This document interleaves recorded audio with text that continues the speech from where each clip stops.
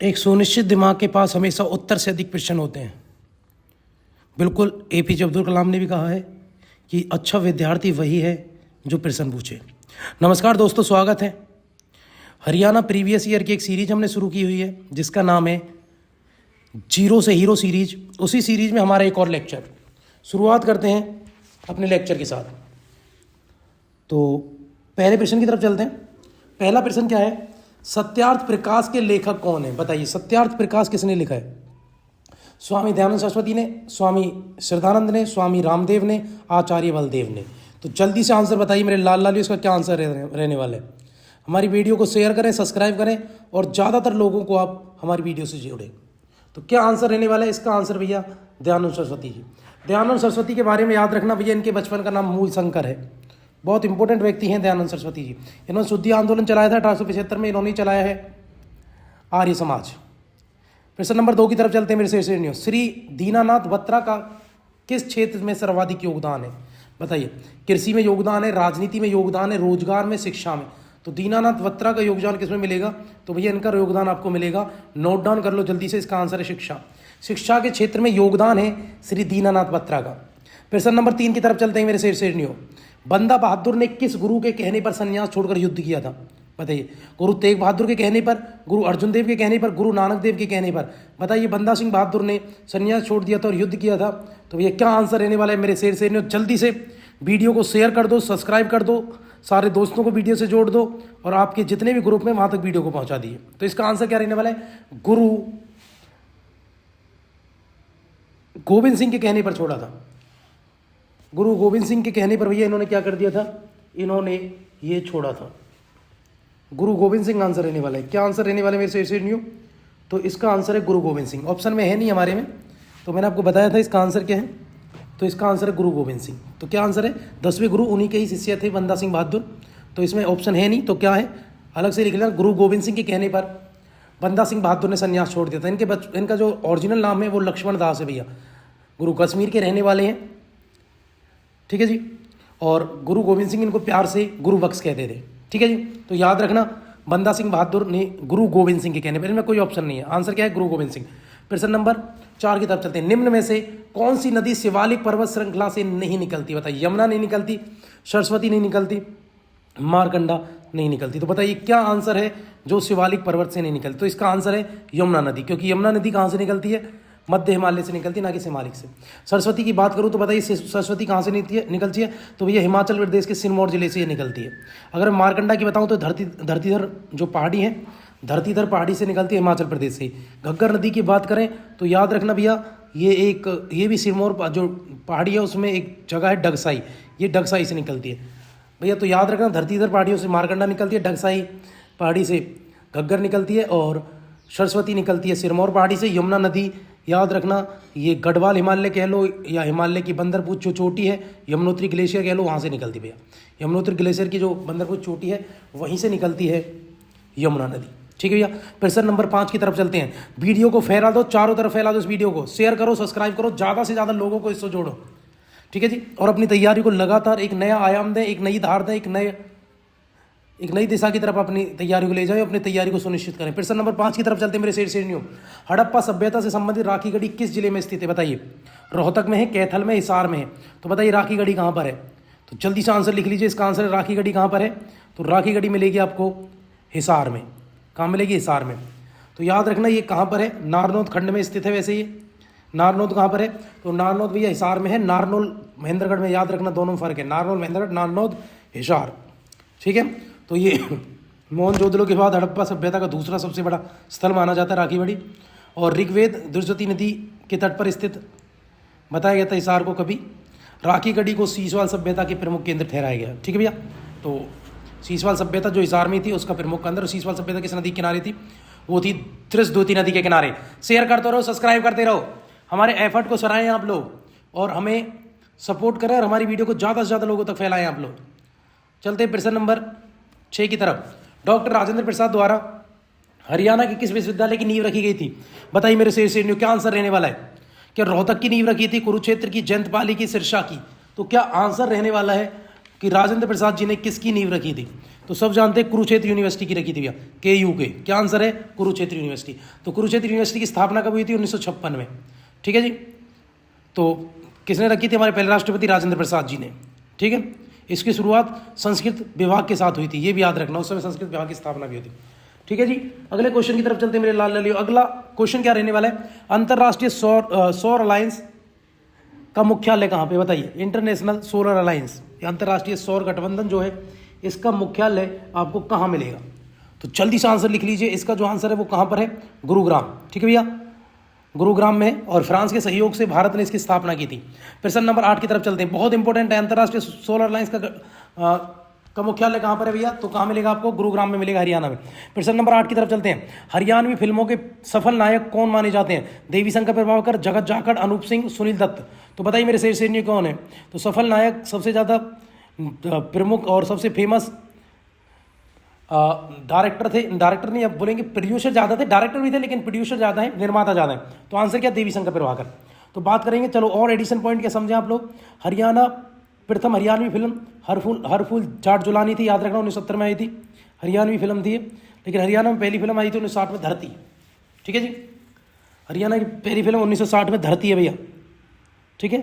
उसके बाद ये हरियाणवी एक फिल्म, ये भी हरफूल सिंह जाट जुलानी। हरियाणा के पहले फिल्म निर्माता कौन है? देवी शंकर प्रभाकर है। हरियाणा के पहले फिल्म निर्देशक आनंद कुमार है। हरियाणा के सबसे ज़्यादा फिल्मों के निर्माता कौन है? देवी शंकर प्रभाकर। सबसे ज़्यादा फिल्मों के डायरेक्टर जयंत प्रभाकर, याद रखना भैया। हरियाणा की पहली फिल्म धरती है। ठीक है जी।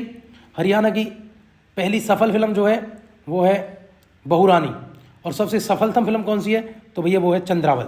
प्रश्न नंबर 9 की तरफ चलते हैं। जनगणना 2011 के अनुसार हरियाणा के किस जिले महिला साक्षरता दर सर्वाधिक है? बताइए। फरीदाबाद में है, करनाल में है, तो कहाँ भैया? बताइए। तो याद रखना भैया, हरियाणा की पहली फिल्म जो है वो धरती है। ठीक है, तो याद रखना, हरियाणा की पहली फिल्म धरती है, ये नहीं है, ये 1970 में बात है, पहली कौन सी? धरती है। चलते प्रश्न नंबर 9 की तरफ। जनगणना 2011 के अनुसार हरियाणा की किस जिले महिला साक्षरता दर सर्वाधिक थी? बताइए। तो महिला साक्षरता दर सबसे ज़्यादा कहाँ पर है? गुरुग्राम में, याद रखना। सबसे कम कहाँ है? मेवात में। प्रश्न नंबर 10 की तरफ चलते मेरे लाल लालियो। आदि बद्रीनाथ का संबंध किस पवित्र नदी से? बताइए। आदि बद्रीनाथ का संबंध किस पवित्र नदी से? यमुना, सरस्वती, मारकंडा, गंगा। बताइए मेरे लाल लालियो, क्या आंसर रहने वाला है? आदि बद्री कहाँ मिलेगी तुम्हें? तो मिलेगी भैया सरस्वती। आंसर क्या है? सरस्वती नदी। गंगा के बाद सबसे पूजनीय नदी मानी जाती है सरस्वती नदी, याद रखना। इसी नदी के किनारे महर्षि वेदव्यास जी ने महाभारत की रचना की थी, ये भी याद रखना, बहुत इंपॉर्टेंट फैक्ट है भैया ये भी। खनिज संसाधनों में हरियाणा के किस जिले की प्रमुखता है? गुरुग्राम की है, भिवानी की है, महेंद्रगढ़ की है, फतेहाबाद की है। खनिजों के लिए जाना जाता है भैया, बहुत इंपॉर्टेंट है। सबसे ज़्यादा खनिज है महेंद्रगढ़ में मिलते हैं। जो भी खनिज तुम्हें पता नहीं है या जो भी याद नहीं कर पाओ तो आंसर अगर ऑप्शन में महेंद्रगढ़ है तो आप महेंद्रगढ़ ही कर देना भैया। प्रश्न नंबर 12 की तरफ चलते हैं। कोहिनूर पत्र के संपादक कौन से स्वतंत्रता सेनानी थे? बताइए। कोहिनूर किसकी पत्रिका है? बाल मुकुंद गुप्ता की, चंद्र भान गुप्त की, श्री राम शर्मा की, नेकी राम शर्मा की। तो बाल मुकुंद गुप्त की है भैया, याद रखना, बाबू बाल मुकुंद गुप्त की है कोहिनूर। बहुत इंपॉर्टेंट किताब है, सॉरी पत्रिका है कोहिनूर। ठीक है, चलो प्रश्न नंबर 13 की तरफ चलते हैं। हरियाणा की टांगरी नदी का उद्गम स्थल क्या है? कहाँ से निकलती है टांगरी नदी? मेवात की पहाड़ियों से, यमुनोत्री पहाड़ी, ढगसाई, मोरनी की पहाड़ियाँ। जल्दी से आंसर लिख लीजिए, बहुत इंपॉर्टेंट है। तो भैया मोरनी पहाड़ी से निकलती है टांगरी नदी। टांगरी नदी मारकंडा की सहायक नदी है, मारकंडा घग्गर की सहायक नदी है मेरे लाल लालियो। ठीक है जी। यमुनोत्री गलेरियस से यमुना नदी निकलती है। ढगसाई से कौन निकलती है? ढगसाई से निकलती है घग्गर नदी, याद रखना मेरे से ऐसे नहीं हो। ठीक है, मेवात की पहाड़ियों से निकलती साहिबी वगैरह नदी, साउथ की नदियाँ। प्रश्न नंबर 14 की तरफ चलते मेरे लाल लालियो, क्या आंसर रहने वाला है? प्रश्न नंबर 14, अकबर के समय रेवाड़ी के शासक कौन थे? राव तुलाराम थे, राव करण सिंह थे, फूल सिंह थे, हेमचंद थे। बताइए अकबर के समय कौन थे? तो अकबर के समय जो रेवाड़ी का शासक था, याद रखना, हेमचंद विक्रमादित्य। इसने ही पानीपत का दूसरा युद्ध लड़ा था अकबर से। प्रश्न नंबर 15 की तरफ चलते मेरे लाल लालियो, क्या आंसर है? शेयर करो, सब्सक्राइब करो, ज्यादा से ज्यादा फैला दो। ठीक है, ज्यादा से ज्यादा लोगों तक फैला दो ये वीडियो। प्रश्न नंबर 15, सुल्तानपुर पक्षी विहार हरियाणा के किस जिले में? बताइए मेरे शेर का आंसर रहने वाला है। रोहतक, गुरुग्राम, फरीदाबाद, पंचकुला। तो सुल्तानपुर पक्षी विहार फर्रुखनगर है भैया, गुरुग्राम में। ठीक है, प्रश्न नंबर 16 की तरफ चलते हैं। राष्ट्रीय दुग्ध उत्पादन अनुसंधान संस्थान किस नगर में है? बताइए।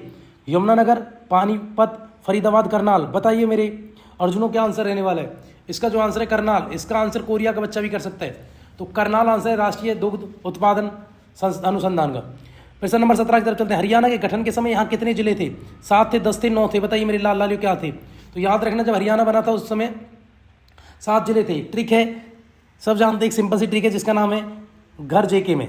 जी से गुरुग्राम, एस से हिसार, ए से अम्बाला, आर से रोहतक, जे से जींद, के से करनाल, एम से महेंद्रगढ़। तो ये थे भैया, याद रखना।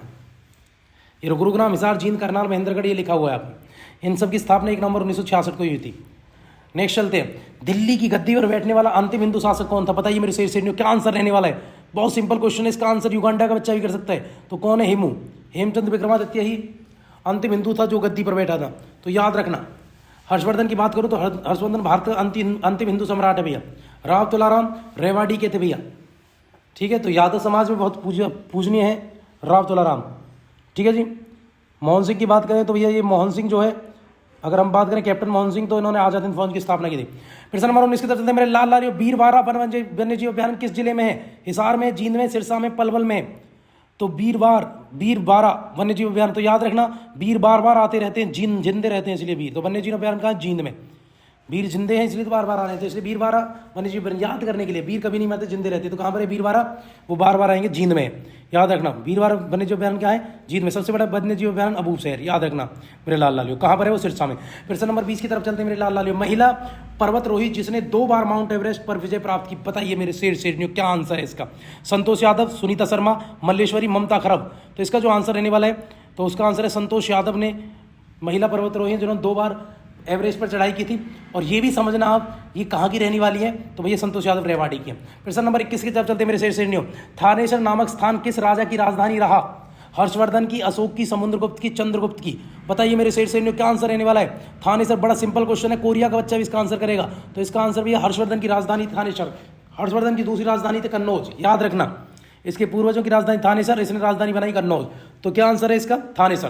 प्रश्न नंबर 22 की तरफ चलते हैं। खिलाड़ी राम मेहर सिंह का संबंध किस खेल से है? बताइए मेरे लाल लालियो, क्या आंसर रहने वाला है? खिलाड़ी मेहर सिंह का संबंध किससे है?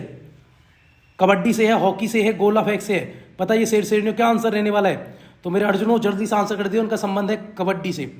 तो राम मेहर सिंह क्या खेलते थे? कबड्डी खेलते थे, याद रखना। इसके अलावा कबड्डी के कुछ और खिलाड़ी मैं आपको बताऊं। राम सिंह थाड़कर थे, थाड़क ऐसे ही बोलते थे उनको, राम सिंह थाड़क, हाँ ऐसा याद आ रहा है मुझे, राम सिंह थाड़क कहते थे उनको। शेर सिंह सेठ वो भी कबड्डी से थे, और ब्रह्म प्रकाश बेनीवाल वो भी क्या थे? कबड्डी। ममता खरब क्या खेलती हैं? तो भैया हॉकी खेलती हैं, जरूर याद रखना। एक और नाम याद रख लेना, भूपेंद्र कौर भी क्या खेलते हैं? हॉकी खेलते थे, ठीक है जी, याद रखना। अगर मैं आपको हैंडबॉल के हरियाणा के कोई खिलाड़ी बताऊं, उनका नाम है संदीप कोठिया, वो क्या खेलते थे? हैंडबॉल। गोला फेंक में बहादुर सिंह और दीपा मलिक, 2 नाम है, बहुत बड़े नाम है। गोला फेंक में कौन है? बहादुर सिंह और दीपा मलिक। अगर मैं बात करूं भाला फेंक में, तो इस समय एक ही नाम आपको देखने को मिलेगा, नीरज चोपड़ा, ठीक है जी। प्रश्न नंबर 23 की तरफ चलते मेरे लाल लाल। प्रश्न नंबर 23, 1526 में बाबर और इब्राहिम लोदी के बीच प्रसिद्ध युद्ध कहाँ लड़ा गया? कुरुक्षेत्र में, रेवाड़ी में, पानीपत में। बताइए, पानीपत के पहले युद्ध की बात हो रही थी, आंसर क्या है? पानीपत है भैया। 21 अप्रैल 1526, पूरी डेट याद रखना। 21 अप्रैल 1526 को ये बाबर और इब्राहिम लोदी के बीच युद्ध लड़ा गया, जिसमें बाबर जीता और हार किसकी? इब्राहिम लोदी की। इब्राहिम लोदी ने इसी युद्ध में मार दिया इब्राहिम लोदी को, इब्राहिम लोदी को बाबर ने। युद्ध के मैदान में मरने वाला पहला सुल्तान ही कौन है? इब्राहिम लोदी, याद रखना भैया। इसी युद्ध के बाद बाबर ने कलंदर की उपाधि ली थी। कलंदर का मतलब होता है भैया विजेता, ठीक है जी। और साथ ही साथ पानीपत में काबुली शाह मस्जिद का निर्माण कराया था, काबुली के किले का निर्माण करवाया था, काबुली शाहबाग लगवाया था, और साथ ही साथ बाबरपुर एक गांव बसाया था बाबर ने। प्रश्न नंबर 24 की तरफ चलते मेरे शेर न्यू। अंतर्राष्ट्रीय अभियान कि में कल्पना चावला की मृत्यु हुई थी, ठीक है भैया, ये तो सब जानते हैं कि कल्पना चावला की मृत्यु हुई थी जब अंतरिक्ष वो गई थी, जब वापस लौट रहे थे उनका प्लेन क्रैश हो गया था। तो क्वेश्चन ये है कि उनकी मृत्यु कब हुई थी? 1 फरवरी 2003, 1 जनवरी 2003, 2 मार्च 2004, 2 अप्रैल 2005। तो भैया याद रखना 1, 2, 3। तो 1, 2, 3 1 फरवरी 2023 को। तो क्या आंसर रहने वाला है? 1 फरवरी 2023। अगर मैं आपको कुछ और बातें बताऊं कल्पना चावला के बारे में, तो याद रखना आप लोग, इनका जन्म 1 जुलाई 1961 को करनाल में हुआ था, याद रख लेना ये बात, ठीक है जी। मार्केट में अलग है और वैसे अलग है, तो याद रखना। उसके बाद याद रखना 1982 में अमेरिका चली गई थी, ठीक है। वहीं से इन्होंने इंजीनियरिंग वगैरह की पढ़ाई की थी। उसके बाद भैया इनको अंतरिक्ष में भेजा गया था, आप जानते हैं। और 2003 में जब दोबारा ये वापस 2 बार था, एक बार 1997 के आसपास भेजा गया था, उनके बाद जो 2003 में इनको भेजा गया, तो जब वापस लौट रहे थे तो भैया इनका विमान क्या हो गया था? क्रैश हो गया था। याद रख लेना मेरे लाल लाल, बहुत इंपॉर्टेंट है, ठीक है। आपके लिए क्वेश्चन छोड़ के जाता हूं मैं, तो इनके यान का क्या नाम था, जब ये गए थी उस यान का क्या नाम था जो क्रैश हुआ था? तो मैं बता ही देता हूँ, वो नासा की तरफ से, उस यान का नाम है कोलंबिया यान। फिर आपकी सर क्वेश्चन छोड़ गए, ठीक है जी। तो याद रखना क्या आंसर रहने वाला है, कोलंबिया यान, ठीक है, बहुत इंपॉर्टेंट क्वेश्चन है। प्रश्न नंबर 25 की तरफ चलते हैं। आज की क्लास का अंतिम क्वेश्चन होगा, हरियाणा में भैंस की कौन सी नस्ल प्रसिद्ध है? तो भैया एक ही नस्ल प्रसिद्ध है बहुत ज़्यादा, जिसका नाम है मुर्रा। वैसे मुर्रा नस्ल जो है भैया ये पाकिस्तान मूल की, याद रखना, ठीक है जी भैया, बिल्कुल बहुत इंपॉर्टेंट क्वेश्चन है। तो सबसे ज़्यादा हरियाणा में जो अच्छी भैंस की नस्ल है उसका नाम है मुर्रा। तो प्रश्न नंबर 25 का आंसर क्या रहना है? 25 का आंसर भैया मुर्रन है। अगर आपको हमारी वीडियो अच्छी लगती है शेयर करें, सब्सक्राइब करें, ज़्यादा से ज़्यादा लोगों को आप जोड़ दें, ठीक है। आपने अगर हमारी प्रीवियस ईयर की वीडियो और नहीं देखी है, पहली वीडियो जो पड़ी हुई है उनको भी आप देखें और ज़्यादा से ज़्यादा लोगों को आप शेयर करें। जय हिंद, जय भारत।